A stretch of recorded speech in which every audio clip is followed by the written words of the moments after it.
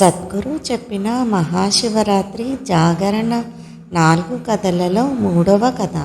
కుబేరుడు గొప్ప శివుని భక్తుడుగా మారిన విధానం. సద్గురు ఇలా చెప్తూ ఉన్నారు. కుబేరుడు యక్షరాజు. యక్షులంటే మధ్యస్థ జీవాలు. వాళ్ళిక్కడి జీవం కాదు, అలానే పరానికి చెందిన జీవము కాదు. వాళ్ళు మధ్యస్థితిలో ఉన్నవాళ్ళు. కథేంటంటే, రావణుడు కుబేరుడిని లంక నుండి బహిష్కరిస్తాడు. కుబేరుడు సొంత రాజ్యం నుండి పారిపోవలసి వస్తుంది. తన రాజ్యం ఇంకా ప్రజల విషయమై పరితపిస్తూ అతను శివుణ్ణి కొలవటం మొదలుపెట్టి శివభక్తుడు అవుతాడు. శివుడు తనకున్న కరుణ చేత వేరే రాజ్యాన్ని, ఇంకా ప్రపంచంలోని సంపదనంతటినీ అతనికి ప్రసాదిస్తాడు. దాంతో కుబేరుడు ప్రపంచంలోనే అత్యంత ధనికుడైన రాజు అవుతాడు. సంపద అంటే ఇక కుబేరుడే అన్న విధంగా ఉండేది. కుబేరుడు గొప్ప భక్తుడు అవుతాడు. ఓ భక్తుడు తాను గొప్ప భక్తుడనని అనుకోవడం మొదలుపెట్టినప్పుడు తనకున్నదంతా కోల్పోతాడు. కుబేరుడు శివుడికి విస్తారమైన అర్పణలు చేస్తున్నాడు కాబట్టి అతను ఓ గొప్ప భక్తుడని అనుకోవడం మొదలు పెడతాడు. అయితే శివుడు ఎప్పుడూ కూడా ఒక్క విభూతిని తప్ప మరేదీ తీసుకోడు. కానీ కుబేరుడు తాను చాలా పెద్ద పెద్ద సమర్పణలు చేస్తున్నాడు కాబట్టి తాను ఓ గొప్ప భక్తుడు అనుకోవడం మొదలు పెడతాడు.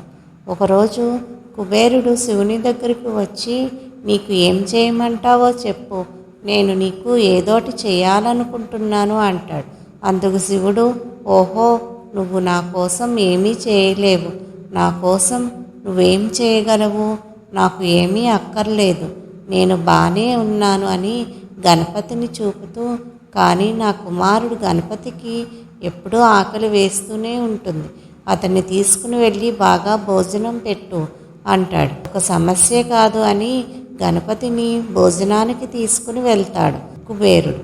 భోజనం వడ్డిస్తారు. ఆయన తింటూనే ఉంటాడు.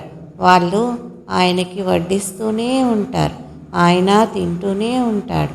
కుబేరుడు వందలాది వంట మనుషులను పనిలో పెట్టి అపారమైన ఆహారాన్ని వండిస్తాడు.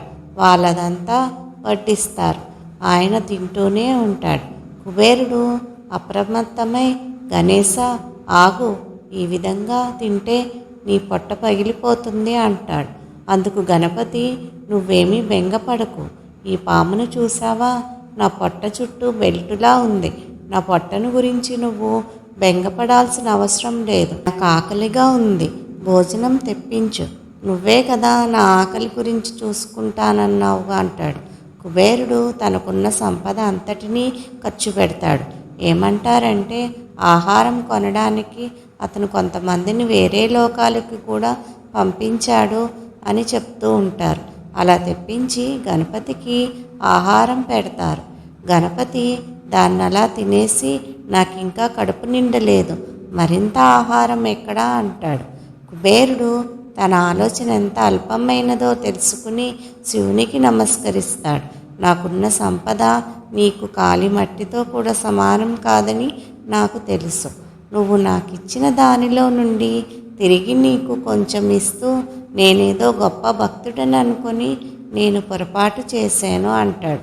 ఆ క్షణం నుండి అతని జీవితం వేరే దిశగా కదులుతుంది. 4వ కథని వచ్చే వీడియోలో చూద్దాము.